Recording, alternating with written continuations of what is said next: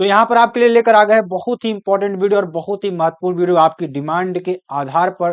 तो हम सभी लोग अच्छी तरीके से पढ़ने वाले हैं और आप सभी लोग तैयार हो जाइए, क्योंकि आपके लिए बहुत सारी क्लासेस साहित्यिक हिंदी की आने वाली है। आज हम लोग क्या पढ़ेंगे, ध्यान दीजिएगा। हम लोग आज पढ़ने वाले 2025 का आदर्श मॉडल पेपर। क्या पढ़ने वाले हैं? आदर्श मॉडल पेपर पढ़ने वाले हैं और साहित्यिक हिंदी को पढ़ने वाले हैं। तो सभी लोग क्या करेंगे, तैयार हो जाएंगे एकदम बेहतरीन तरीके से पढ़ने के लिए और अच्छी तरीके से समझने के लिए। ठीक है, तो यहाँ पर हम लोग ध्यान दीजिएगा 2025 का साहित्यिक हिंदी पढ़ेंगे। और क्या पढ़ेंगे इसमें हम, यहाँ पर ध्यान दीजिएगा, बहुत ही इंपॉर्टेंट बहुत ही महत्वपूर्ण पेपर आपके लिए है ये। यहाँ पे ध्यान दीजिएगा, आगे चलेंगे तो यहाँ पे साहित्यिक हिंदी, अब इसमें देखिए समय कितना आपको दिया जाता है। समय उतना ही आपको दिया जाता है जितना आपको सामान्य हिंदी में दिया जाता है। ठीक है, तो सामान्य हिंदी में कितना दिया जाता है समय, 3 घंटे 15 मिनट आपको इसमें दिया जाएगा। और ध्यान दीजिएगा पूर्णांक इसमें कितना रहेगा, पूर्णांक इसमें 100 नंबर का आपका पूर्णांक रहेगा। कितना पूर्णांक रहेगा? पूर्णांक 100 नंबर का पूर्णांक रहेगा आपका। उसका ध्यान दीजिएगा, कुछ निर्देश इसमें आपको दे देंगे। निर्देश में आपको क्या करना है कि प्रारंभ के 15 मिनट परीक्षार्थियों को प्रश्न पत्र पढ़ने के लिए निर्धारित है। शुरू के जो 15 मिनट आपके दिए जाएंगे वो प्रश्न पत्र पढ़ने के लिए आपके लिए दिए जाएंगे। उसके बाद सेकंड नंबर पे आपका क्या आ जाता है, सेकंड नंबर पे देखिए आपका क्या आ जाता है। इस प्रश्न पत्र में 2 खंड हैं। आपके कितने खंड हैं? 2 खंड हैं। अब देखिए दोनों खंडों के सभी प्रश्नों के उत्तर देना आपके लिए आवश्यक है। क्या?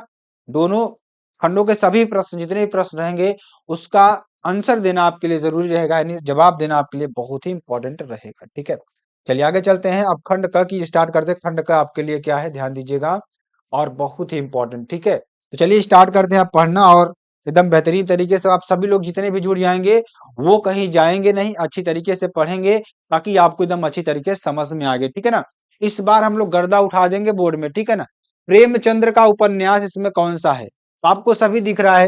देखिए, कंकाल नहीं है, तितली नहीं है, रेखा नहीं है, आपका क्या हो जाएगा? गोदान आपका हो जाएगा। क्या हो जाएगा? गोदान आपका हो जाएगा। तो किसका? प्रेमचंद्र का जो उपन्यास है कौन सा है? गोदान आपका उपन्यास हो जाएगा। ठीक है, उसके बाद अगला क्वेश्चन आपका आता है, छायावादोत्तर युग का प्रारंभ माना जाता है। तो छायावादोत्तर युग का प्रारंभ कब से कब तक माना जाता है, ये आपको बताना है। तो कब से कब तक माना जाता है? 1938 ईस्वी से माना जाता है। कब से कब तक? 1938 ईस्वी से माना जाता है। ठीक, ये आप लिख लीजिएगा। उसके बाद आगे चलते हैं। आगे देखिए क्या हो जाएगा, जो कि आपके लिए बेहद इंपॉर्टेंट सारे प्रश्न आपके लिए होने वाले हैं। ठीक है, अगला प्रश्न देखिए। अगला प्रश्न क्या है कि भारत की राष्ट्रभाषा हिंदी किस बोली से बनी है?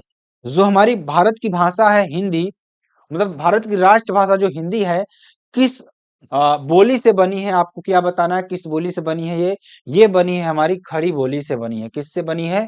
खड़ी बोली से बनी है। इसको आप लोग लिख लीजिएगा। ठीक है, और राष्ट्र का स्वरूप, राष्ट्र का स्वरूप के रचनाकार कौन है?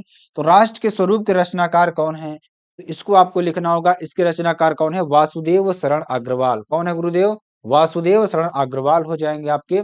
इसको भी आप लिख लीजिएगा। आगे चलेंगे, अगले प्रश्न को पढ़ेंगे और बहुत ही इंपॉर्टेंट बहुत ही महत्वपूर्ण आपके लिए हो जाएगा। ठीक है, चलिए ध्यान दीजिएगा सभी लोग, और जितने भी हमारे साथी जुड़ रहे हैं ना, सभी वीडियो को जरूर शेयर कर दीजिएगा। सभी लोग शेयर कर देंगे। ठीक है, अगला प्रश्न देखिए, बाणभट्ट की आत्मकथा के लेखक हैं। बाणभट्ट की आत्मकथा के लेखक कौन है, आपको ये बताना है। तो कौन हो जाएंगे? हजारी प्रसाद द्विवेदी। कौन हो जाएंगे? हजारी प्रसाद द्विवेदी आपके हो जाएंगे। उसके बाद पृथ्वीराज रासो के रचनाकार कौन है? किसके? पृथ्वीराज रासो के रचनाकार कौन है? तो पृथ्वीराज रासो के रचनाकार कौन है? चंद्रवरदाई आपके हो जाएंगे। ठीक है, उसके बाद ध्यान दीजिएगा, आगे चलेंगे। आगे चलेंगे, देखिए ध्यान दीजिएगा, निम्नलिखित में से कौन छायावादी कवि हैं? कौन ऐसे हैं जो छायावादी कवि हैं, आपको ये बताना है। तो ध्यान दीजिएगा, कौन हो जाएगा? सूर्यकांत त्रिपाठी निराला। कौन हो जाएंगे हमारे? सूर्यकांत त्रिपाठी निराला। और ये मोस्ट इंपॉर्टेंट क्वेश्चन कैटेगरी में रखेगा, ये मोस्ट इंपॉर्टेंट कैटेगरी में आपको रखना है इसको। ठीक है, तो ये आप जरूर देख लीजिएगा। उसके बाद चलिए आगे चलते हैं। आगे देखिए आपका, और अगला देखिए प्रश्न क्या है, पृथ्वीराज रासो का रचनाकार कौन है? किसके? पृथ्वीराज रासो के रचनाकार कौन है, आपको ये बताना है। तो कौन हो जाएंगे? ये देखिए, पृथ्वीराज रासो का रचनाकार मतलब किस युग के रचनाकार हैं? तो ये आपके आदि काल के हैं। कब के हैं ये? आदि काल के आपके हो जाएंगे। उसके बाद रामचरितमानस में कुल कांडों की संख्या, आप सभी लोग जानते हैं कितने कांड आपके होते हैं रामचरितमानस में? कुल कांड आपके कितने होते हैं? 7 कांड होते हैं। कितने? 7 कांड आपके होते हैं। कितने? 7 कांड आपके हो जाएंगे। ठीक है, आगे चलेंगे। आगे देखेंगे, जो कि आपके लिए बेहद इंपॉर्टेंट प्रश्न ये भी है। कौन सा हो जाएगा? इनमें से कौन सी रचना नाटक नहीं, आपको ये बताना है। ऐसी कौन सी रचना है जो नाटक नहीं है। तो कौन सी रचना हो जाएगी, ध्यान दीजिएगा, अपना अपना भाग्य, अपना अपना भाग्य, ये नाटक क्या है, नाटक नहीं है। ठीक है, आगे चलेंगे। आप देखिए आपके लिए क्या आ जाता है, आपके लिए आ जाता है गद्यांश, ध्यान दीजिएगा गद्यांश आपके लिए आ जाता है। चलिए गद्यांश को अच्छी तरीके से पढ़ेंगे और इनको याद करने का प्रयास मत करिएगा, शुरू की लाइन आप ध्यान देख लीजिएगा और उस शब्दों से रिलेट करिएगा, ठीक है ना। चलिए अब देखिए आपका क्या है यहाँ पे, आप भूमि का निर्माण देवों ने किया है, वह अनंत काल से है, उसके भौतिक रूप, सौंदर्य और समृद्धि के प्रति सचेत होना हमारा आवश्यक कर्तव्य है। भूमि के पार्थिव स्वरूप के प्रति हम जितने अधिक जागरूक होंगे उतना ही हमारी राष्ट्रीयता बलवती हो सकेगी। और आगे देखिए इसमें क्या लिखा है, यह पृथ्वी सच्चे अर्थों में समस्त राष्ट्रीय विचारों धाराओं की जननी है। जो राष्ट्रीयता किसकी, राष्ट्रीयता पृथ्वी के साथ नहीं जुड़ी वह निर्मूल होती है। राष्ट्रीयता की जड़ें पृथ्वी में उतनी मतलब पृथ्वी में जितनी गहरी होंगी उतना ही राष्ट्रीय भावों का अंकुर पल्लवित होगा। इसलिए पृथ्वी के भौतिक स्वरूप की आद्योपांत जानकारी प्राप्त करना, उसकी सुंदरता, उपयोगिता और महिमा को पहचानना आवश्यक आवश्यक क्या है, ध्यान दीजिएगा यहाँ पर आवश्यक धर्म है। ठीक है, अब देखेंगे अब इसमें प्रश्न किस प्रकार से पूछे जाते हैं। सबसे पहले तो यही पूछा जाएगा कि गद्यांश आपका है तो किस चैप्टर का है, आपको ये बताना होगा और इसके लेखक कौन है ये आपको बताना होगा। ध्यान दीजिएगा, अगर देखिए पहला प्रश्न आपका यही आ जाएगा, क्या आ जाएगा कि उपयुक्त गद्यांश का संदर्भ आपको लिखना है, संदर्भ लिखना है। तो संदर्भ क्या हो जाएगा, ध्यान दीजिए संदर्भ में वही चीज लिखना होता है, इस पाठ के लेखक कौन है और हमारा पाठ कौन सा है, और उसमें कुछ करना नहीं है, आपको कुछ भी नहीं करना। और मैं आपको थोड़ा ट्रिक बताऊंगा इसमें, ठीक है ना। देखिए ध्यान दीजिएगा, अब देखिए इसमें राष्ट्र आप कैसे पहचानेंगे, इस चैप्टर का आपका ये गद्यांश है। अब इसमें आप देखेंगे ना, मैं आपको थोड़ा एक चीज दिखाने का प्रयास करूंगा, क्या दिखाने का प्रयास करूंगा, ध्यान दीजिएगा। इसमें देखिए, इसमें जब आप गद्यांश में जाएंगे तो इसमें आपको राष्ट्र शब्द बहुत बार दिख रहा है। देखिए राष्ट्रीय, ठीक है ना, राष्ट्रीय राष्ट्रीय बहुत बार दिख रहा है, राष्ट्र भी आपको बहुत बार इसमें दिखेगा। ठीक है, तो राष्ट्र अगर दिख गया, देखिए राष्ट्रीयता आपको यहाँ पर दिख गया, यहाँ पे राष्ट्रीयता दिख गई, तो आप समझ जाइएगा कि राष्ट्र का स्वरूप का चैप्टर आपका ये है। ठीक, इस तरीके से थोड़ा ट्रिक आप समझ लीजिएगा और इसमें कोई दिक्कत आपकी है नहीं। ठीक है, आगे चलेंगे। देखिए आपको लिखना क्या है, इसमें कैसे लिखना है मैं आपको थोड़ा बताने का प्रयास कर दूंगा, ध्यान दीजिएगा। लिखना क्या है, संदर्भ पहले आप लिखेंगे, संदर्भ में देखिए ध्यान दीजिएगा, संदर्भ में क्या लिखेंगे, संदर्भ की बात करेंगे तो संदर्भ में आपको लिखना रहेगा कि प्रस्तुत गद्यांश हमारी पाठ्य पुस्तक हिंदी के, कहां से, हिंदी के गद्य संकलन यानी हिंदी के गद्य खंड में संकलित निबंध, कौन सा निबंध हो जाएगा, ये राष्ट्र का स्वरूप से अवतरित है। इसके लेखक वासुदेव शरण अग्रवाल है। कौन है इसके लेखक, वासुदेव शरण अग्रवाल आपके लेखक हो जाएंगे। कोई दिक्कत इसमें किसी को नहीं होनी चाहिए। आगे रेखांकित अंशों की व्याख्या कीजिए, ऊपर जो रेखांकित अंश है उसको आप देख लीजिएगा। अब देखिए इसकी पीडीएफ भी आपको मिल जाएगी एसकेएम स्टडी के टेलीग्राम चैनल पे, और महाभारत बैच में सारी वीडियोस आपकी पड़ी हुई वहां से भी आप देख सकते हैं वहां पे। ठीक है, चलिए संकेत वन ध्यान दीजिएगा, भूमि का निर्माण जननी है। भूमि भूमि का निर्माण क्या है, जननी है, मतलब यहाँ से आपको जो आपका बनाया गया था ना वो यहाँ पे बनाया गया। ठीक है, व्याख्या करेंगे, प्रस्तुत रेखांकित अंश में लेखक डॉक्टर वासुदेव शरण जी कहते हैं कि स्पष्ट करते हैं कि भूमि अनंत काल से दृढ़ रूप से स्थित है। जो भूमि है वो अनंत काल से क्या है, स्थित है, दृढ़ है और दृढ़ रूप से स्थित है। जिसके क्या करा, जिसके अस्थायित्व के बारे में विश्वास है कि इसका निर्माण देवताओं ने किया है और इस आधार पर स्तंभ स्तंभ भूमि के क्या, स्तंभ भूमि के भौतिक स्वरूप, उसकी सुंदरता एवं उसकी समृद्धि के प्रति क्या, उसकी सुंदरता एवं समृद्धि के प्रति सतर्क रहना, उसके प्रति संपूर्ण ज्ञान प्राप्त करना हमारा महत्वपूर्ण कर्तव्य है। भूमि के पार्थिव या भौतिक स्वरूप के प्रति हम जितना जागृत रहेंगे हमारी राष्ट्रीयता की भावना उतनी ही सुदृढ़ होगी। वास्तव में हमारी समस्त राष्ट्रीय विचारधाराओं की आधार यह पृथ्वी ही है, मतलब कि पृथ्वी ही है। ठीक है, आप इतना लिख देंगे इसमें, और इसमें आप अपने से भी लिख सकते हैं, कोई इसमें दिक्कत वाली बात आपके लिए है नहीं। ठीक है, चलिए आगे चलेंगे, आगे देखेंगे आपके लिए क्या हो जाएगा, आगे पढ़ेंगे। संकेत 2 में भी आपका दूसरा नंबर आपका इसमें था, तो इसमें देखिए क्या लिखेंगे, इसमें लिखेंगे कि पृथ्वी के भौतिक स्वरूप आवश्यक धर्म है। पृथ्वी के भौतिक स्वरूप आवश्यक धर्म है, यहाँ से आपका था ये, ठीक है ना। यहाँ आप उसमें देखेंगे जो आपका दिया है गद्यांश, उसमें आपका देख लेंगे।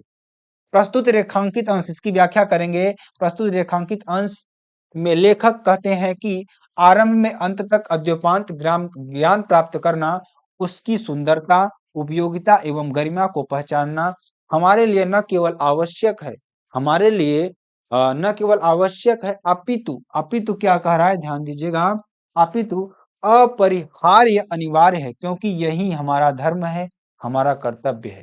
ठीक है, ये आप लिख दीजिएगा। आगे चलेंगे, आगे देखिए आपका क्या हो जाएगा, जो कि आपके लिए बेहद इंपॉर्टेंट और बेहद ही महत्वपूर्ण आपके लिए सारा चीज हो जाएगी। प्रश्न 3 में देखिए क्या कह रहा है, 3 में आपका क्या कह रहा है, इसमें कह रहा है कि भूमि का निर्माण किसने किया, भूमि का निर्माण किसने किया, तो देवों ने भूमि का निर्माण किया। किसने किया, देवों ने क्या किया, भूमि का निर्माण किया आपका। ठीक है, किसने किया, देवों ने भूमि का निर्माण किया। हमारी राष्ट्रीयता कब व कितनी बलवती होगी, हमारी राष्ट्रीयता कब वह कितनी बलवती होगी, ये प्रश्न आपसे पूछ रहा है। तो ये आपको क्या कर देना है कि जब हम पृथ्वी के पार्थिव स्वरूप के प्रति जागरूक होंगे और जितने अधिक जागरूक होंगे, हमारी राष्ट्रीयता उतनी ही बलवती होगी। ठीक है, आगे चलेंगे, प्रश्न 5 की ओर बढ़ेंगे। और ये भी प्रश्न इसमें पूछा गया है, क्योंकि लंबा आपके लिए गद्यांश हो जाएगा। देखिए प्रश्न क्या है कि कौन सी राष्ट्रीयता निर्मूल होती है, ऐसी कौन सी राष्ट्रीयता है जो क्या होती है, निर्मूल होती है, आपको ये बताना है। तो जो राष्ट्रीयता पृथ्वी के साथ जुड़ी होती है वह निर्मूल होती है।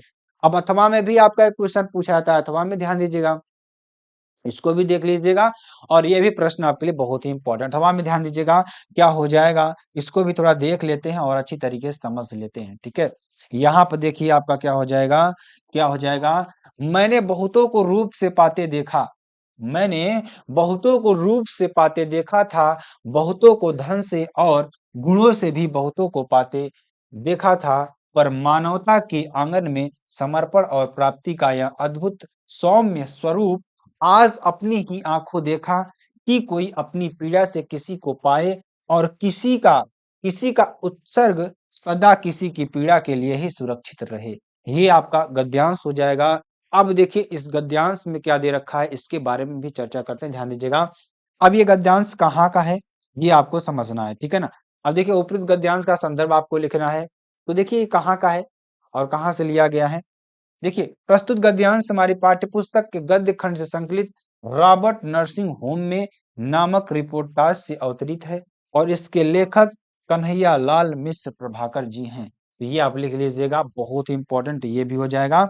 आगे चलेंगे, आगे देखेंगे और आगे भी प्रश्न आपके लिए व्याख्या करेंगे, रेखांकित अंश की व्याख्या करेंगे। तो आपका देखिए संकेत आपका ये हो जाएगा। ठीक, मैंने बहुतों को सुरक्षित रहे, यहां से आपका ये हो जाएगा। अब देखिए व्याख्या करेंगे, इसकी व्याख्या क्या हो जाएगी, लेखक प्रभाकर जी मदर टेरेसा के व्यक्तित्व के से प्रभावित होकर कहते हैं, इसमें मदर टेरेसा के बारे में बात की गई है, तो उससे प्रभावित होकर कहते हैं कि क्या कहते हैं, ध्यान दीजिएगा, क्या कहते हैं कि अनेक व्यक्तियों को अपने सुंदर एवं आकर्षण रूप से प्रसिद्धि प्राप्त करते हुए देखा है। मतलब बहुत से ऐसे रूप मैंने व्यक्ति को देखे हैं जो अपने सुंदरता से और आकर्षण रूप से प्रसिद्धि पाते हुए देखा है, लेकिन कुछ लोग धन संपत्ति के आधार पर आर्थिक रूप से संपन्न होने का कारण यश प्राप्त करते हैं, तो कुछ अपने श्रेष्ठ गुणों अवदार व्यवहार के कारण। मैंने ऐसा ही विचित्र मानव प्रेम का दृश्य देखा। क्यों, किसको देखा उन्होंने, क्या बात कर रहे हैं, किसके बारे में बात कर रहे हैं, यहाँ पे देखिएगा आप। जहां आज जहां आज मदर टेरेसा को दूसरे के लिए स्वयं को समर्पित करते हुए देखा।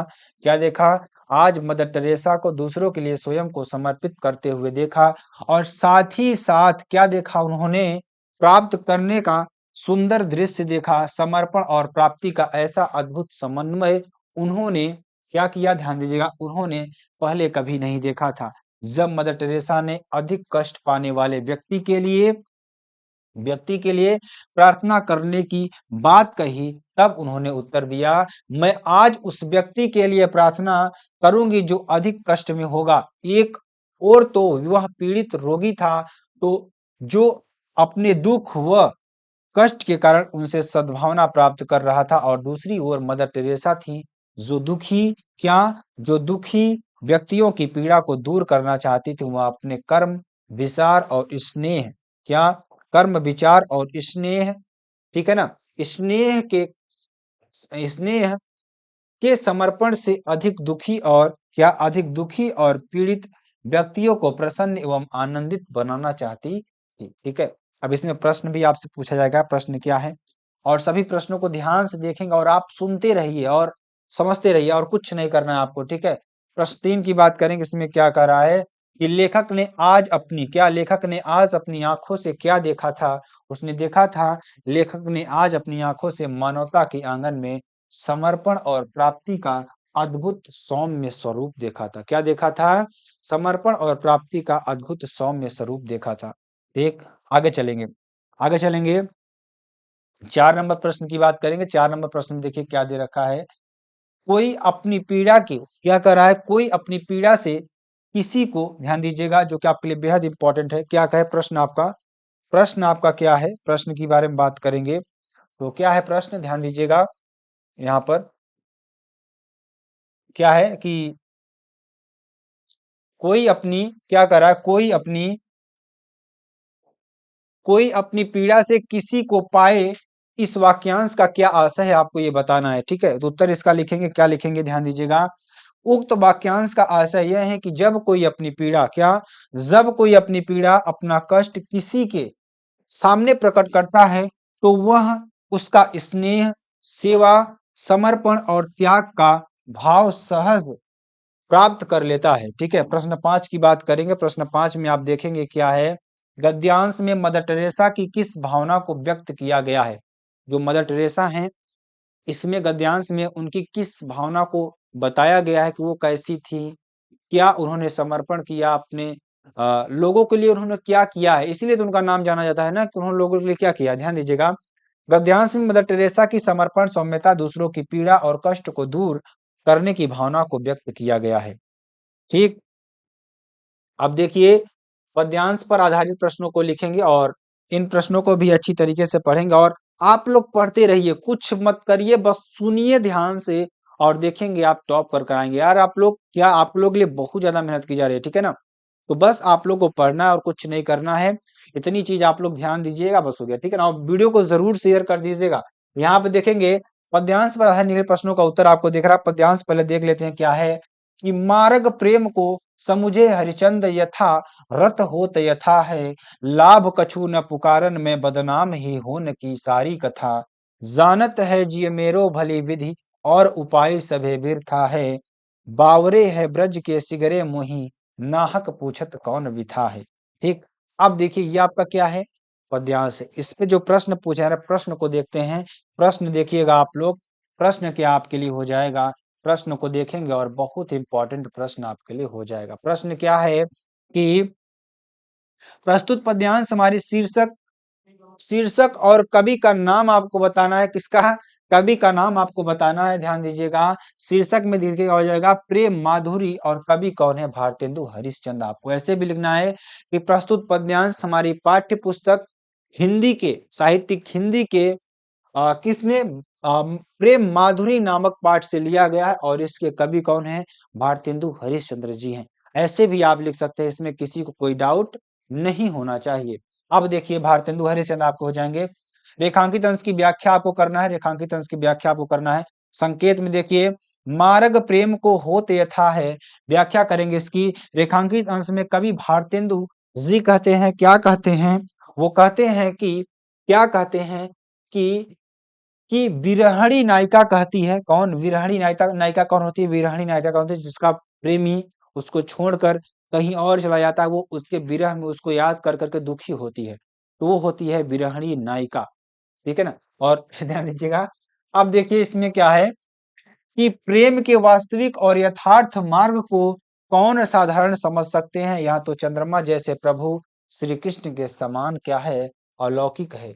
बदनाम होने की संपूर्ण कथा क्या है, तो प्रियतम को बार बार निरर्थक पुकारने से ही बदनाम होने की संपूर्ण कथा या कहानी है। ठीक है ना, मतलब कि जैसे आपका कोई प्रेमी है, आपको छोड़कर चला गया, अब वो तो छोड़कर चला गया, चली गई, लेकिन आप उसकी याद में रात दिन रो रहे हैं, तड़प रहे हैं, तो ये क्या है कि अपने आप को प्रेम में बदनाम कर रहे हैं। ठीक है, कहने का मतलब ये है आपको। ठीक है, चलिए, कवि का हृदय भली भांति क्या जानता है, आपको ये बताना है। क्या कवि का हृदय भली भांति क्या जानता है, आपको ये बताना है। तो ध्यान दीजिएगा, विरहणी नायिका के प्रेम के वियोग के कंठ का क्या उपाय है? कष्ट का, यहाँ कंठ नहीं, कष्ट का क्या उपाय है? इसे केवल कवि का हृदय ही जानता है। आपको ये कर देना। उसके बाद अगला देखेंगे, आगे चलेंगे। आगे देखिए क्या है, कौन बावले हैं और वे क्या पूछते हैं? कौन बावले हैं और क्या पूछते हैं, आपको ये बताना है। इस ब्रज गांव के सभी लोग वास्तव में क्या हैं? पागल या बावले हैं, जो मुझसे निरर्थक ही पूछते हैं कि तुम्हें क्या पीड़ा है। क्या है? निरर्थक ही पूछते हैं कि तुम्हें क्या पीड़ा है। आपका ये हो जाएगा। ठीक है, अब देखिए आगे चलेंगे, जो कि आपके लिए बेहद इंपॉर्टेंट और बेहद ही महत्वपूर्ण आपके लिए हो जाएगा। चलिए ध्यान दीजिएगा, आपके लिए यहाँ पर अथवा में देखिए, अथवा में क्या हो जाएगा, अथवा में देखेंगे, अथवा में देखेंगे, अथवा में आपका भी इसमें होगा। क्या है? ध्यान दीजिएगा अथवा में कि निकसी कमंडल है। देखिए ये आप पद्यांश को पढ़ेंगे, निकसी कमंडल है उमंडी नभ मंडल खंडित, भाई धार अपार वेग सौ वायु विहंडति, भयो घोर अति शब्द धमक सौ त्रिभुवन तरजे, महा मेघ मिली मनहु एक संगहि सब गरजे। ठीक है, ये करना है। अब देखिए, अब इसमें क्या है आपका, ये भी आपको देखना है।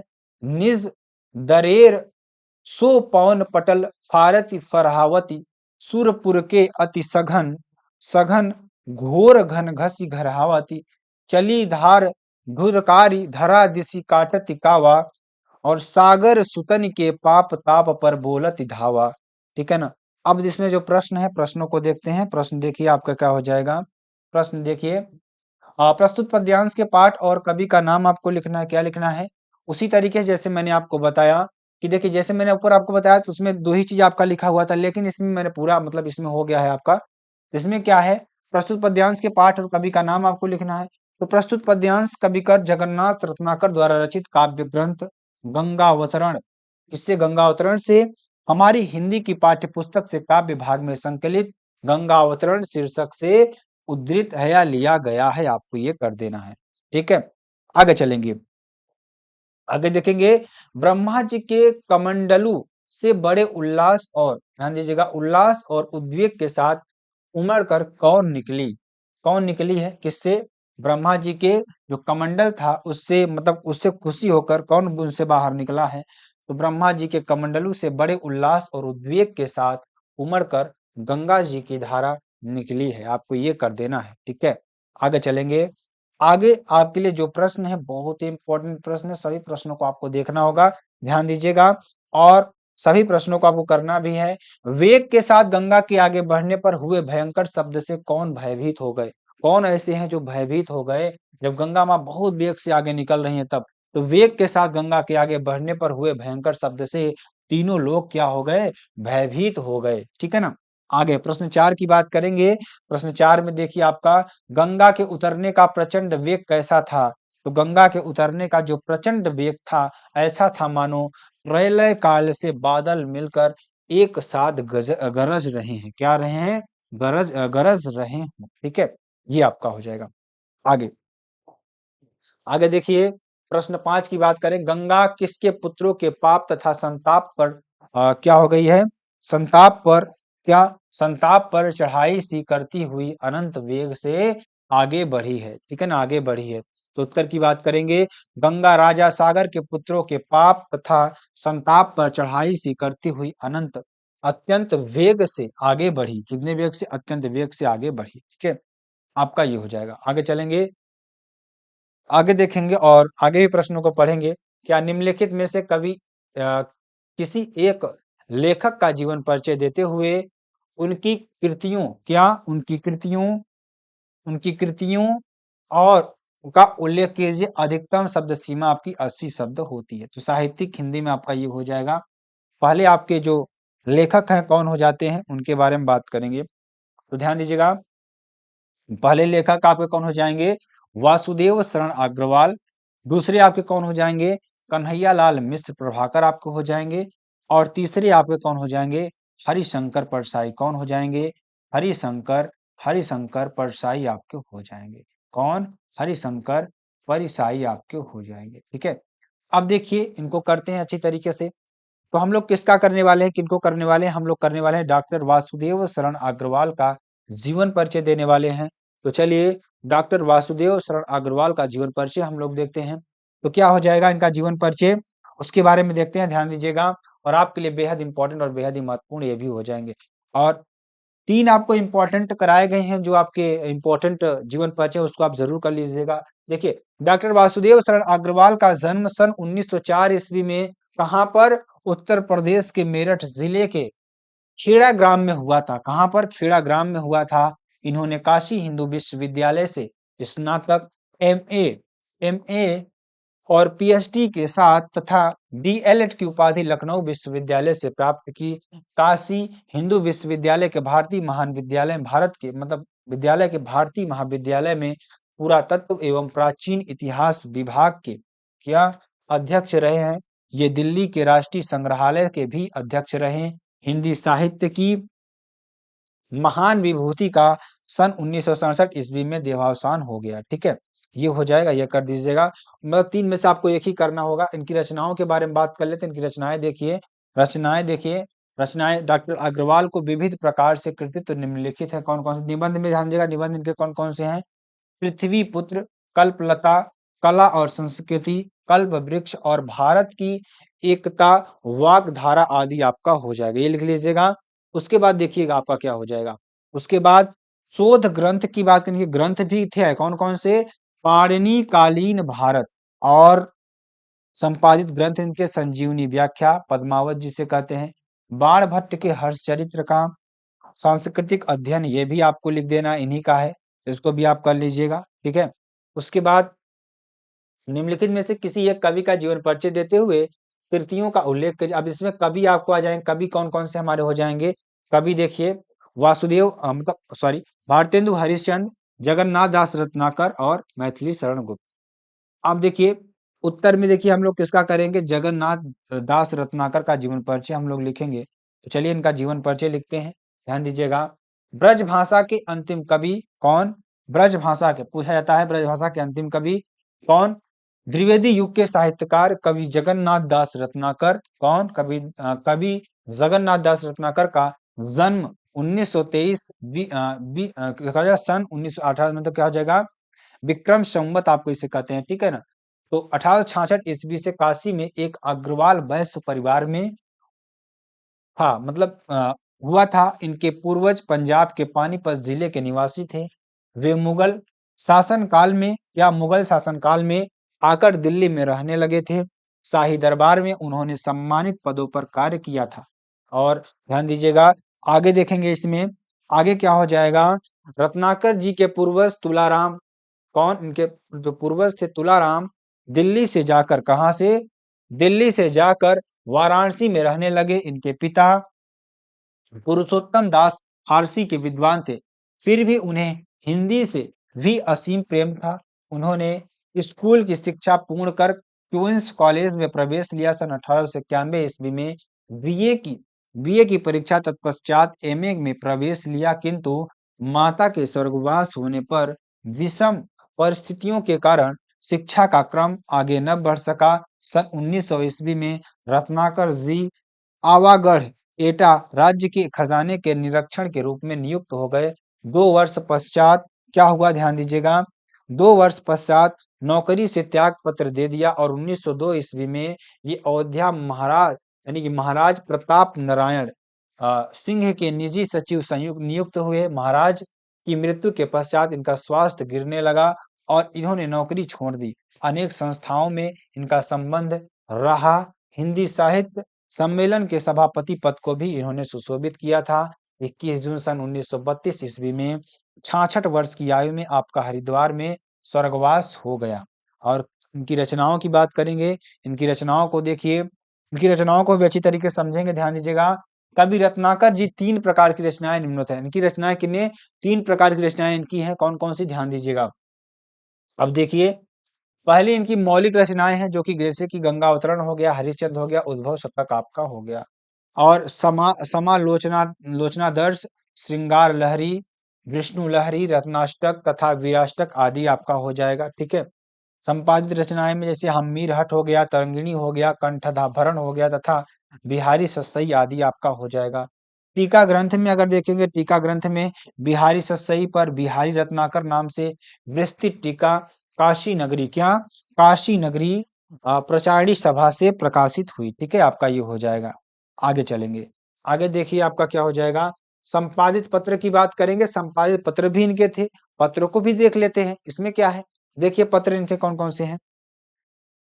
अब देखिए साहित्य सुधा निधि आपका हो जाएगा, पंचलाइट। अब देखिए इसमें आपको कहानी में आपको थोड़ा बता देता हूँ, ये आपको अपने जिले के आधार पर ही करना है। आपको जो जिले में हो ये कन्फर्म है आना, मतलब कि कोई ना कोई, मतलब कोई ना कोई आपका आएगा ही आएगा, मतलब कोई ना कोई आपका, कोई ना कोई आपको आएगा ही आएगा। तो इसलिए मैं आपसे कह रहा हूँ कि आप अपने जिले के आधार पर जो भी आपके जिले में आ रहा है उसको आप रट लीजिए, उसको आप पढ़ लीजिए, क्योंकि इस प्रैक्टिस सेट में बार-बार बताने की ज़रूरत नहीं, क्योंकि आप लोग हर एक जिले से हैं, तो हर एक जिले के लिए सूटेबल होगा नहीं। मैं पंचलाट बता दूंगा कि प्रयागराज वाले हैं, जो मिर्जापुर वाले हैं, दोनों लोग याद कर लिए, तो इसमें दिक्कत हो जाएगी। इसलिए आप अपने जिले के आधार पर ही इसको आप पढ़ने का प्रयास करिए। ठीक है, चलिए ध्यान दीजिएगा। तो इसमें देखिए जो पंचलाइट है और जो आपका ये बहादुर कहानी है ना, ये पंचलाइट कहानी का सारांश आपको लिखना है। तो इसमें चलिए मैं आपको आगे बता देता हूँ थोड़ा कि इसमें क्या होगा आपका। तो पंचलाइट कहानी का सारांश आपका क्या हो जाएगा, ध्यान दीजिएगा। अथवा बहादुर कहानी का सारांश आपको लिखना है, मतलब दो में से आपका एक आएगा जिसका आपको करना होगा, किसी एक का आपको ही करना होगा, दोनों आपको करना नहीं रहेगा। ठीक है, अब देखेंगे, ध्यान दीजिएगा। अब देखिए हम लोग क्या करने वाले हैं इसमें, इसमें हम लोग करने वाले हैं पंचलाइट कहानी का सारांश लिखने वाले हैं। ठीक है ना, चलिए इसको अच्छी तरीके से आप कहानी की तरह आप लोग सुनना है और कुछ नहीं करना है इसमें। ठीक है, तो कहानी की तरह सुनेंगे।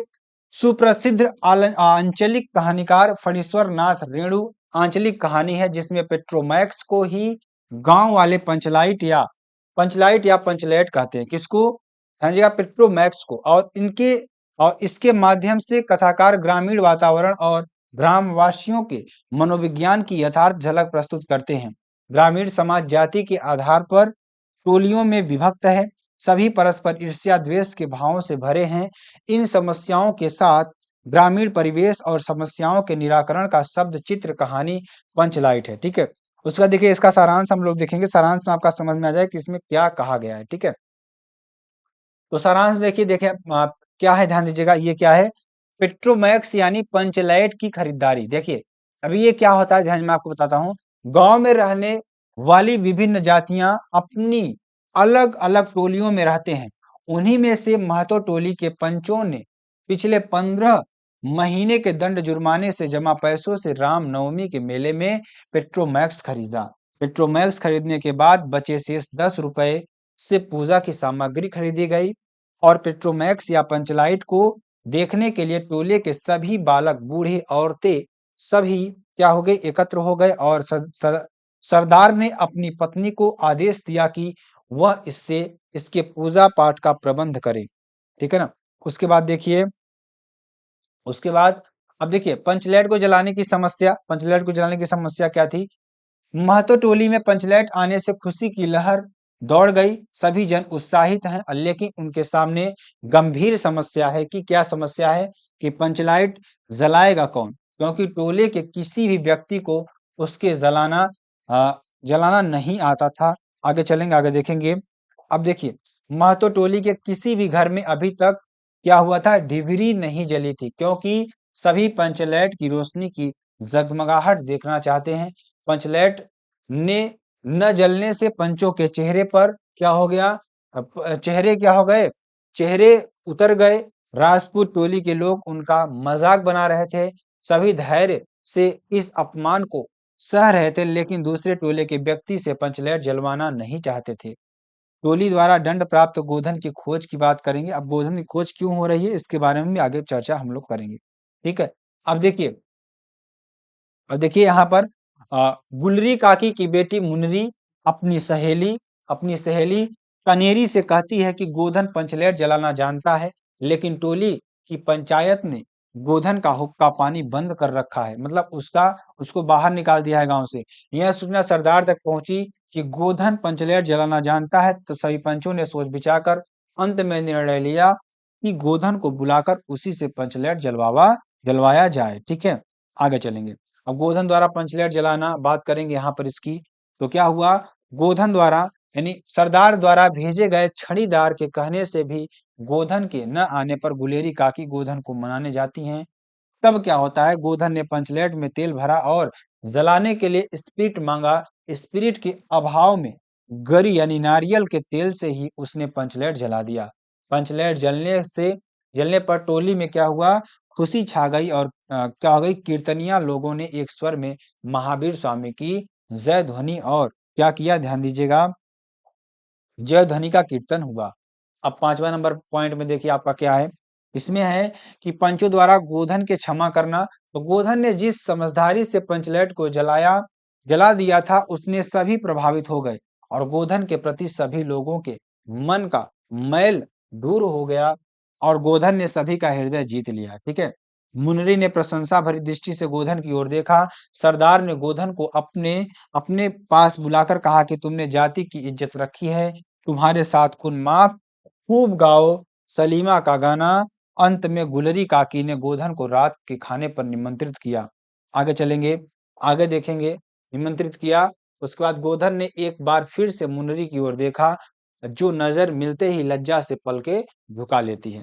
अथवा में देखिए आपका एक और आता है, इसमें बहादुर कहानी का सारांश आपको लिखना होगा। दो में से आपको एक ही करना होगा, कोई आप कर दीजिए, ठीक है ना। अब इसमें हम लोग क्या पढ़ेंगे, बहादुर कहानी का सारांश या कथा वस्तु आपको लिखना है। इसमें परिचय की बात करेंगे। परिचय में देखिए आपका क्या हो जाएगा, देखिए हिंदी साहित्य के श्रेष्ठ कथाकार अमरकांत द्वारा रचित बहादुर कहानी एक आत्मकथा कथानक समस्या प्रधान कहानी है, जो मध्यम वर्गीय परिवार के नौकर के साथ परिवार जनों के द्वारा किए गए अत्यधिक कठोर एवं असभ्य व्यवहार की कहानी है। लेखक ने स्वयं को कहानी का एक पात्र एवं सूत्रधार बनाया है। कहानी की कथाकार या सारांश निम्नलिखित है। इसमें क्या हुआ कि एक लड़का था जो किसी के यहाँ काम करता है और उसको क्या किया था, प्रताड़ित किया जाता है, ठीक है ना। उसी की कहानी पूरा यहाँ पर दिया गया है, ठीक है। अब कथा वस्तु का सारांश की बात करेंगे, तो कहानी का कथा वस्तु सारांश निम्नलिखित है, क्या है, ध्यान दीजिएगा। जो आपके लिए बेहद इंपॉर्टेंट ये भी है, क्या है कि दिल बहादुर से बहादुर बनने की प्रक्रिया। अब इसमें देखिए उसका नाम क्या है, दिल बहादुर से बहादुर बनने के। दिल बहादुर लगभग 12 से 13 वर्ष का एक पहाड़ी नेपाली लड़का है, जिसके पिता की युद्ध में मृत्यु हो चुकी थी और उसकी माँ बहुत क्या हो गई, क्रोधी स्वभाव की है। माँ की पिटाई के कारण वह घर से भागकर एक मध्यम वर्गीय परिवार में नौकर बन जाता है, जहां गृह स्वामिनी गृह स्वामिनी निर्मला बड़ी उदारता से उसके नाम से दिल शब्द हटाकर उसे केवल बहादुर कहकर क्या करती हैं, पुकारती हैं। अब स्वतंत्र दिल बहादुर नौकर बहादुर बन जाता है, क्या बन जाता है, बहादुर बन जाता है। अब देखिए परिश्रमी एवं हंसमुख बहादुर, अब इसके बारे में बात करेंगे और इसको हेडिंग बाय हेडिंग आपको लिखना है। ये नहीं कि आपको एक बहादुर कहानी डाल दी आप छापते चले जाइए, ऐसा नहीं करना है आपको। हेडिंग बाय हेडिंग क्या है, स्टेप में दिया है। इसमें देखिए परिश्रमी एवं हंसमुख बहादुर। बहादुर अत्यंत परिश्रमी लड़का है, जो अपनी मेहनत से पूरे घर को न केवल स्वच्छ रखता है, बल्कि घर के सभी सदस्यों की सभी आवश्यकताओं की भी पूर्ति करता है। उसके आने से परिवार के सभी सदस्य बड़े ही बड़े ही आ, आराम तलबी कामचोर और आलसी बन गए हैं। पूरे घर का काम करने के पश्चात भी वह हंसता ही रहता था। हंसना और हंसाना मानो उसकी आदत बन गई थी। वह रात में सोते समय कोई न कोई गीत अवश्य गुनगुनाता था। किशोर, ध्यान दीजिएगा, गुनगुनाता है। आगे चलेंगे, किशोर की आचरणहीनता की बात करेंगे। लेखक और निर्मला का लड़का किशोर एक बिगड़ा हुआ लड़का था, जो शानो शौकत एवं रौब दाब से रहना चाहता था। उसने अपने सारे काम बहादुर पर डाल दिए थे। यदि बहादुर उसके काम से थोड़ी सी भी लापरवाही करता, तो वह बहादुर को क्या करता, गालियां देता, छोटी छोटी गलती पर पीटता था भी। और बहादुर क्या करता था, पिटाई खाकर एक कोने में चुपचाप खड़ा हो जाता था और कुछ देर के बाद पूर्ववत घर के कामों में लग जाता था। और एक दिन किशोर ने उसे सुअर का बच्चा कह दिया। इससे बहादुर क्या हुआ, ध्यान दीजिएगा, इससे बहादुर क्या हुआ, बहादुर के स्वाभिमान को ठेस पहुंची। क्या पहुंची, ठेस पहुंची। तभी वह रोता हुआ लेखक से किशोर की शिकायत करता है। लेखक किशोर से क्या करता है, लेखक से किशोर की शिकायत करता है। उसके बाद देखिए निर्मला के रिश्तेदार द्वारा चोरी का आरोप लगाना। ध्यान दीजिएगा, अब अगला जो स्टेप आता है उसके ऊपर क्या किया था, चोरी का आरोप लगाया जाता है। तो क्या किया था इसमें, ध्यान दीजिएगा, समय के साथ निर्मला के आचरण में भी परिवर्तन आने लगा। अब उसने भी बहादुर के लिए रोटियां बनाना बंद कर दिया, ठीक।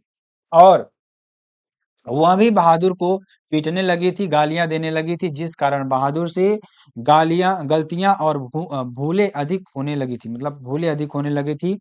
अब देखेंगे, आगे देखेंगे, एक दिन निर्मला के घर उसके रिश्तेदार अपने परिवार सहित आए, ठीक है ना। आए, चाय नाश्ते और बातचीत के बीच अचानक रिश्तेदार की पत्नी ने अपने 11 रुपए खो जाने की बात कही। सभी ने बहादुर पर ही शक किया। बहादुर के लगातार न कहने के बाद भी उसे डराया, धमकाया एवं पीटा गया। चूंकि बहादुर पर लगा आरोप झूठा था, इसलिए कह यानी कि इसलिए क्या हुआ, बाद में उसे यानी कि इसलिए वह लगातार इससे इनकार करता रहा। अंत में उसे लेखक ने भी पीटा, ठीक है ना, लेखक ने भी पीटा। अब देखिए आगे क्या हुआ, बहादुर के प्रति घर वालों का कटुतापूर्ण व्यवहार। अब उसके साथ बहुत बुरा व्यवहार होता है, मतलब झूठ-मूठ का उस पर आरोप लगा देते हैं कि तुमने ही चोरी किया है। उसे सब लोग पीटते हैं, घर वाले सब पीटते हैं। अब बहादुर क्या करता है, इस घटना के बाद से घर के सभी सदस्य क्या होते हैं, बहादुर को संदेह की दृष्टि से देखने लगे और उसे बहुत बुरी तरह से दुत्कारने लगे। बहादुर भी बहुत दुखी और बेचैन रहने लगा। वह अपने लिए बड़ी बेचैनी और बंधन अनुभव करने लगा था। अब देखेंगे बहादुर का घर से भाग जाना। अब वो घर से भाग जाता है क्योंकि इतनी बेइज्जती उसकी हो गई थी वहां पे कि वह घर से वहां क्या होता है, भाग जाता है, ठीक है। अब भाग के वहां जाता कहाँ है, चलिए ध्यान दीजिएगा, इसको भी देखते हैं। एक दिन बहादुर के हाथ से सील छूटकर गिर गई और दो टुकड़े हो गए। पिटाई के डर से तथा लोगों के क्रूर एवं असभ्य व्यवहार से तंग आकर वह अपना सारा सामान घर पर ही छोड़कर कहीं चला जाता है। वह अपना भी कोई सामान लेकर नहीं गया था। निर्मला, उसके पति एवं किशोर को बहादुर पर विश्वास हो गया था। ध्यान दीजिएगा, अब देखेंगे, ध्यान दीजिएगा इसमें क्या हुआ कि जो जानते थे कि बहादुर ने पैसे नहीं चुराए, अतः वे सभी द्वारा क्या हुआ, किए गए अत्याचारों के लिए पश्चाताप करने लगे, ठीक है ना। अब इसका उद्देश्य इसको आप छोड़ सकते हैं, या तो वही प्रश्न है आपका, ठीक है, जो ऊपर मैंने आपको बताया, ठीक। अब चलिए आगे चलते हैं। अब ये खंडकाव्य के आधार पर निम्नलिखित प्रश्नों में से किसी एक का संक्षिप्त आपको उत्तर देना है। तो ये आपको आपके जिले के आधार पर आएगा। इसको आप अपने अपने जिले के आधार पर इसको आप क्या कर लीजिएगा, जिले के आधार पर इसको आप कर लीजिएगा, क्या कर लीजिएगा, जिले के आधार पर इसको आप कर लीजिएगा अपने, ठीक है। चलिए आगे चलेंगे, आगे देखेंगे, ठीक है। और जैसे आपका मुक्ति यज्ञ खंड काव्य आ गया, उसके बाद मुक्ति गांधी का आपको बताना है, ठीक है ना, ये आप कर लीजिएगा, ठीक है। इसको हम आगे बढ़ाते हैं आपके लिए। अगला देखिए, अगला आपके लिए क्या हो जाएगा, जो कि आपके लिए बेहद इंपॉर्टेंट और बेहद ही महत्वपूर्ण आपके लिए हो जाएगा, ठीक है। खंड ख की बात करेंगे आपके लिए, गद्यांश संदर्भ सहित अनुवाद आपको करना है यहाँ पर, किसका, संस्कृत का, किसका करना है, संस्कृत आपके लिए आ गया। तो संस्कृत का क्या करना है, ध्यान दीजिएगा, संस्कृत का क्या करना है, गद्यांश आपको करना है। तो इसको आप क्या करेंगे, इसको भी आप अपने से ध्यान दीजिएगा, कर लीजिएगा, जो कि आपके लिए बेहद इंपॉर्टेंट ये भी है, ठीक है। और ये गद्यांश आपको लिखना है, ऐसा नहीं कि छोड़कर चले जाना है, मतलब इसको आपको लिखना है। यहाँ पे देखिए, धन्यो अयम आपका भारत देश हो जाएगा, और कहाँ से कहाँ तक है आपका, तत्व विधिभ्य आपका हो जाएगा, ठीक है। अब ये किस पाठ का है और किसने लिखा है, यहाँ पर आपको यहाँ पे देखना होगा, ध्यान दीजिएगा। अब देखिए इसका आपको क्या करना है, संदर्भ पहले लिखना होता है। प्रस्तुत गद्यांश हमारी पाठ्य पुस्तक संस्कृत के दिग्दर्शिका से संस्कृत भाषायाम और महत्वम शीर्षक से उद्धृत है। कौन सा चैप्टर है आपका ये, संस्कृत भाषाया महत्वम, संस्कृत भाषा का महत्व, इस शीर्षक से लिया गया और इसके संस्कृत भाषा के प्राचीन आध्यात्मिक एवं सांस्कृतिक महत्व को स्पष्ट किया गया है। तो ये आपको लिखना है संदर्भ में। उसका अनुवाद आपको कर देना है, अनुवाद भी आपको यहाँ पर कर देना है, ठीक है ना। अनुवाद को मैं आपको बता देता हूँ यहाँ पर क्या है कि धन्य है वह भारत देश जहाँ जनमानस को पवित्र करने वाली, अच्छे भावों को उत्पन्न करने वाली, शब्द शब्द समूह को जन्म देने वाली देववाणी शोभायमान है और समस्त साहित्यों में विद्यमान इसका साहित्य सर्वश्रेष्ठ और सुसंपन्न है। यही भाषा संसार में संस्कृत नाम से भी प्रसिद्ध है, ठीक है।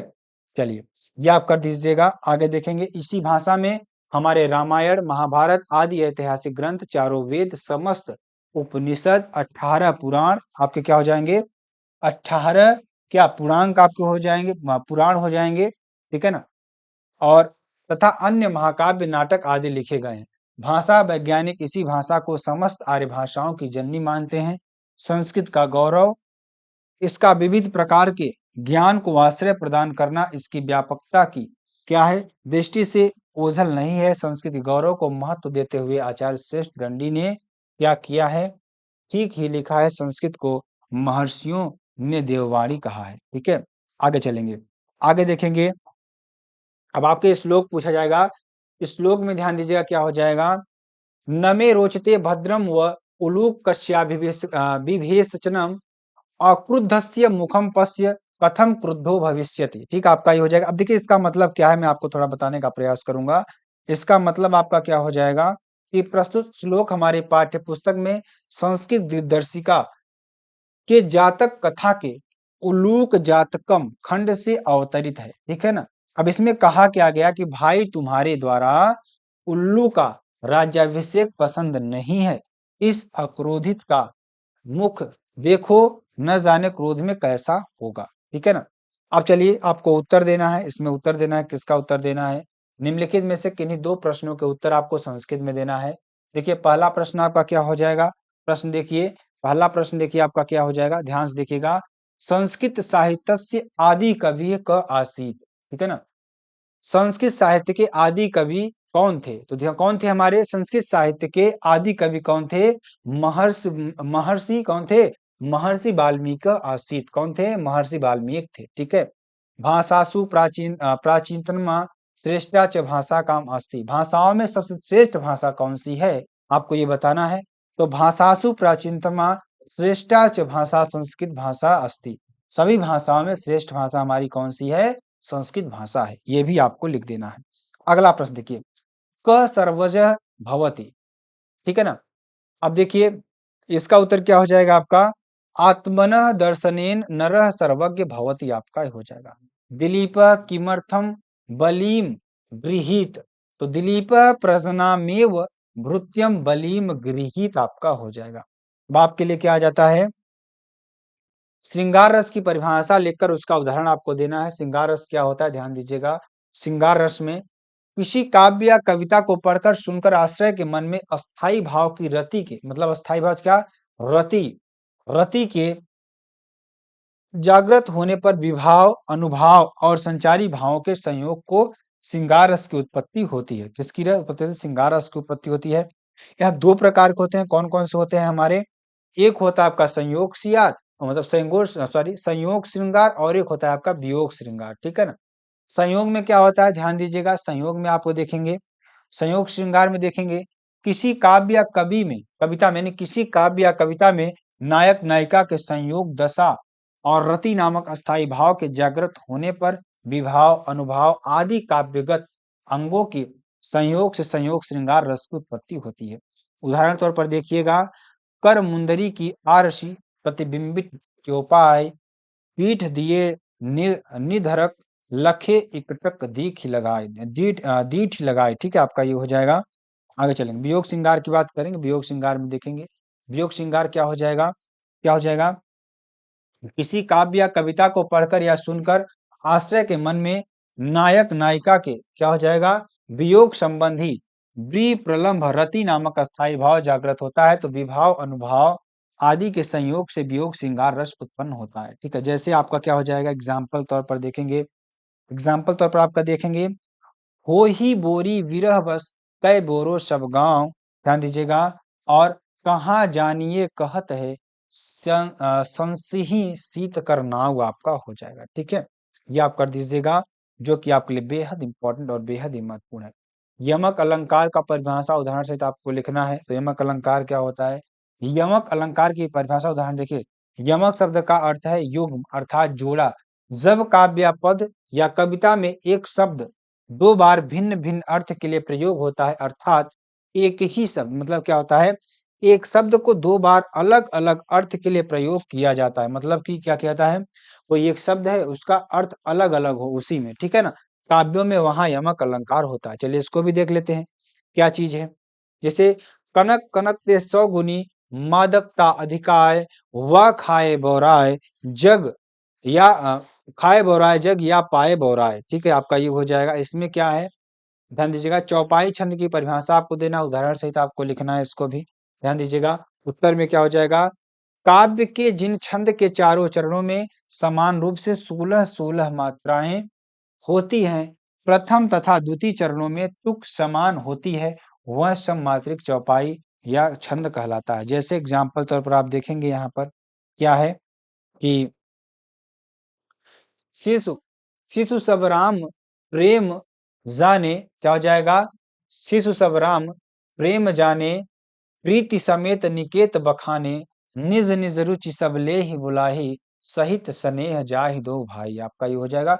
अब निम्नलिखित में किसी एक विषय पर निबंध आपको लिखना है, निबंध आप लिख दीजिएगा। निबंध में देखेंगे क्या हो जाएगा, ध्यान दीजिएगा। निबंध में जैसे आपका हो गया मेरा प्रिय खेल, भ्रष्टाचार का निवारण हो गया। उसके बाद शिक्षा का महत्व हो गया, सादा जीवन उच्च विचार। किसी एक पर आपको क्या करना है, निबंध लिखना है। तो ये तो आप अपने समझ से भी लिख सकते हैं, हालांकि मैं आपको यहाँ पर भ्रष्टाचार और कारण के निवारण को यहाँ पर बताने का प्रयास करूंगा और आपको समझना भी है इसको, ठीक है ना। भ्रष्टाचार आज के समय में एक वैश्विक समस्या बन चुका है। क्या बन चुका है, वैश्विक समस्या बन चुका है। ठीक, यह न केवल विकासशील देशों बल्कि विकसित देशों में भी एक गंभीर चुनौती है। भ्रष्टाचार का अर्थ है किसी भी प्रकार की अनैतिक या अवैध गतिविधि को जो व्यक्तिगत लाभ के लिए की जाती है। यह समाज, अर्थव्यवस्था और राष्ट्र के विकास में बाधा उत्पन्न करता है। भ्रष्टाचार के कारण की बात करें, कारण कौन कौन से आपके हो जाएंगे। कारण की बात करेंगे, लालच और स्वार्थ। लालच के द्वारा भी लोग क्या करते हैं, भ्रष्टाचार करते हैं, और उनका स्वार्थ भी छिपा होता है इसमें। ध्यान दीजिएगा, भ्रष्टाचार का मुख्य कारण लालच और स्वार्थ है। व्यक्ति व्यक्ति अपने निजी लाभ के लिए अनैतिक तरीकों का सहारा लेता है। ठीक, और ध्यान दीजिए, कमजोर कानून व्यवस्था की बात करेंगे। कानून व्यवस्था का कमजोर होना भ्रष्टाचार को बढ़ावा देता है, और जब दोषियों को सजा नहीं मिलती तो लोगों में भ्रष्टाचार करने का क्या होता है, साहस बढ़ता है। क्या होता है, साहस बढ़ता है। जैसे कि आपने कहीं भ्रष्टाचार किया, आपके खिलाफ कोई एक्शन नहीं लिया गया, तो आपका साहस बढ़ जाता है कि अगली बार मैं और ज्यादा करूंगा भ्रष्टाचार, ठीक है ना। ऐसे करते करते आपकी आदत पड़ जाती है, तो आप भ्रष्टाचार में लिप्त हो जाते हैं। शिक्षा का अभाव शिक्षा का अभाव भ्रष्टाचार को क्या करता है, बढ़ावा देता है। शिक्षित व्यक्ति समाज और देश के प्रति अपनी जिम्मेदारी को समझते हैं, जबकि अशिक्षित व्यक्ति अनैतिक कार्यों में लिप्त हो जाते हैं। राजनीतिक हस्तक्षेप की बात करेंगे तो क्या हो जाएगा, राजनीतिक हस्तक्षेप भी भ्रष्टाचार का प्रमुख कारण है। राजनीतिक दबाव के कारण अधिकारी और कर्मचारी अनैतिक कार्यों में लिप्त हो जाते हैं, ठीक है ना। और नौकरशाही की जटिलता और लाल फीताशाही भ्रष्टाचार को बढ़ावा देती है। लोगों को काम करवाने के लिए रिश्वत देनी पड़ती है, ठीक है ना। भ्रष्टाचार के निवारण के उपाय की बात करेंगे तो ध्यान दीजिएगा, यहाँ पर क्या हो जाएगा, जो कि आपके लिए बेहद इंपॉर्टेंट है। क्या है, निवारण की बात करेंगे, कानून का सख्ती से पालन करना, कानून को सख्ती से पालन करना चाहिए। और क्या करना चाहिए, शिक्षा के प्रसार का क्या करना चाहिए, शिक्षा का प्रसार करना चाहिए। और क्या करना चाहिए, पारदर्शिता और जवाबदेही आपको भी देना चाहिए, ये भी आप कर लीजिएगा। उसके बाद ध्यान दीजिएगा, जो कि आपके लिए बेहद इंपॉर्टेंट है, क्या है, ध्यान दीजिएगा। और उसके बाद ई गवर्नेंस को भी बढ़ावा आपको देना चाहिए। ई गवर्नेंस के माध्यम से सरकारी कार्यों को डिजिटल बनाने में से भ्रष्टाचार को कम किया जा सकता है। इससे लोगों को सीधे सेवाएं मिल सकती हैं, और क्या कर सकते हैं, रिश्वत की संभावना कम की जा सकती है। सामाजिक जागरूकता, समाज को जागरूक करना चाहिए कि भ्रष्टाचार करने से कितनी परेशानियां होती हैं, ठीक है, लोगों को परेशानियां बहुत ज्यादा होती हैं। आप देखिए, नैतिक शिक्षा, आपका नैतिक कर्तव्य क्या है उसके बारे में लोगों को बनाना चाहिए। निष्कर्ष में देखिए क्या निकाला जाता है, निष्कर्ष में यही निकाला जा सकता है कि भ्रष्टाचार एक गंभीर समस्या है जो समाज और देश के विकास में बाधा उत्पन्न करती है। इसके कारणों से समझकर और उचित निवारण के उपाय अपनाकर ही इस समस्या से निपटाया जा सकता है। इस सरकार, समाज और प्रत्येक नागरिक की जिम्मेदारी है कि वे भ्रष्टाचार के खिलाफ मिलकर लड़े और एक नैतिक और पारदर्शी समाज का निर्माण करें। केवल तभी हम एक भ्रष्टाचार मुक्त समाज ही कल्पना कर सकते हैं, ठीक है। आपका ये हो जाएगा, आगे चलेंगे। नायक का संधि विच्छेद क्या हो जाएगा, नायक का संधि विच्छेद क्या हो जाएगा, ध्यान दीजिएगा। नायक का संधि विच्छेद क्या हो जाएगा, जो कि आपके लिए बेहद इंपॉर्टेंट और बेहद ही महत्वपूर्ण है। क्या हो जाएगा, तो नायक का संधि विच्छेद क्या हो जाएगा, क्या हो जाएगा, ध्यान दीजिएगा। नय धन अकह क्या हो जाएगा, नय धन अकह आपका हो जाएगा। क्या हो जाएगा, नायक का संधि विच्छेद, नय धन अकह आपका हो जाएगा, ठीक है। आगे देखेंगे, आगे देखिए आपका क्या हो जाएगा, जो कि आपके लिए बेहद इंपॉर्टेंट और बेहद ही महत्वपूर्ण है। क्या है? यहाँ पर आपके लिए यहाँ पर आपका क्या हो जाएगा, न धन आयक, ठीक है? देखिए, हरे हरे अवह का संधि विच्छेद क्या हो जाएगा, क्या हो जाएगा? यहाँ पर क्या हो जाएगा, आपको करना है यहाँ पर, ठीक है? तो क्या हो जाएगा यहाँ पर, हरे धन अव क्या हो जाएगा, इसका संधि विच्छेद हरे धन अव आपका हो जाएगा, क्या हो जाएगा, हरे धन अव आपका हो जाएगा, ठीक है? आगे चलेंगे, आगे देखिए क्या हो जाएगा, दूध, क्या इसमें, इसमें देखिए, इसमें आपका क्या हो जाएगा, क्या इसमें क्या देखा, दूध प्लस धा का संधि पद क्या होगा, किसका, दूध प्लस धा का संधि पद क्या होगा, आपको ये बताना है। तो क्या हो जाएगा, दोग्धा आपका हो जाएगा, क्या हो जाएगा, दोग्धा आपका हो जाएगा, क्या हो जाएगा, दोग्धा आपका हो जाएगा, ठीक है? आगे चलेंगे, कवि श्रेष्ठ में समास कौन सा हो जाएगा, कवियों में श्रेष्ठ कौन सा समास हो जाएगा, तत्पुरुष समास हो जाएगा, क्या हो जाएगा, तत्पुरुष समास इसमें आपका हो जाएगा। गौशाला में समास कौन सा है, तो गौशाला में समास कौन सा हो जाएगा आपका, गौशाला में समास हो जाएगा तत्पुरुष समास आपका इसमें हो जाएगा, इसमें भी। आगे चलेंगे, आगे देखिए, चतुरानन में समास कौन सा है, तो चतुरानन में आपका कौन समास हो जाएगा, बहुव्रीहि समास हो जाएगा, ठीक, ये भी आप कर लीजिएगा, ठीक। चलिए आगे चलेंगे, आगे देखिए आपका क्या हो जाएगा, चलिए आगे देखेंगे, किसी विद्यालय प्रबंधक अथवा विद्यालय के निरीक्षक के नाम हिंदी विषय में प्रवक्ता पद हेतु आवेदन पत्र आपको लिखना है, किसके लिए, हिंदी पद के प्रवक्ता, मतलब हिंदी के लेक्चरर के लिए आपको क्या करना है, एक क्या करना है, आवेदन पत्र आपको देखना है कि देना है किसको, विद्यालय के प्रबंधक अथवा विद्यालय के निरीक्षक को आपको देना है। अब देखिए इसमें क्या करेंगे, इसमें आपको लिखना है सबसे पहले सेवा में श्रीमान प्रबंधक महोदय, डीएबी इंटर कॉलेज आपको लिखना है, क्या लिखना है, डीएबी इंटर कॉलेज और मुजफ्फरनगर उत्तर प्रदेश, ठीक है ना? विषय की बात करेंगे, विषय में आपका क्या हो जाएगा, विषय में, विषय हिंदी विषय में प्रवक्ता पद हेतु आवेदन पत्र आपको लिखना है महोदय, हालांकि महोदय आपको यहाँ होना चाहिए, ये आपको गलत लिख गया है यहाँ पर, ठीक है ना, प्रिंटिंग मिस्टेक, ठीक है ना, महोदय यहाँ पे लिखेंगे, उसके बाद कामा लगाएंगे, लिखेंगे सविनय निवेदन है कि दिनांक 5 मई 2020 के दैनिक समाचार पत्र दैनिक जागरण में प्रकाशित विज्ञापन द्वारा ज्ञात हुआ कि आपके विद्यालय में या संस्था में एक प्रवक्ता हिंदी विषय में रिक्त है। इस पद हेतु मैं रवि कुमार, अपना नाम आपको नहीं मेंशन करना है, ठीक है ना, मैं आपको लिखना है, अपना आवेदन पत्र आपकी सेवा में प्रेषित कर रहा हूं, मेरा परिचय और शैक्षिक वितरण निम्नलिखित है। क्या किया है इन्होंने, आपको यहाँ पर लिख देना है, परिचय दे देना है उनका, क्या देना है, परिचय दे देना है और नाम लिख देना है, माता का नाम लिख देना है, पिता का नाम लिख देना है, ठीक है ना, और जन्म तिथि लिख देना है और मकान नंबर आपको यहाँ पर लिख देना है, ठीक। उसके बाद आपको कुछ नहीं करना है, छोड़ देना है, ठीक है।